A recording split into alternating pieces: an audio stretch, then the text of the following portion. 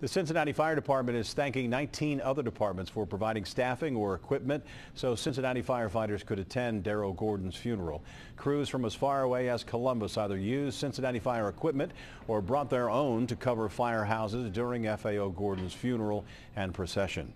Among the helpers were firefighters from Hamilton, Norwood, Covington, plus many other communities. Those volunteers made a total of 94 runs in a 12-hour period.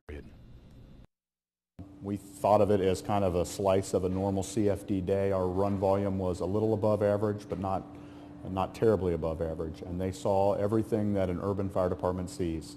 So we had calls for pit bulls keeping medics away from a patient. We had multiple heroin overdoses, assaults, fights.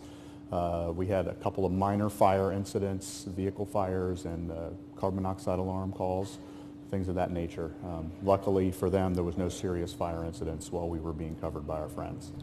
About 20 minutes after Cincinnati firefighters were all back in their stations, there was an apartment building fire in Mount Washington. District Chief Matt Flagler says it was eerily similar to the fire where Darrell Gordon died.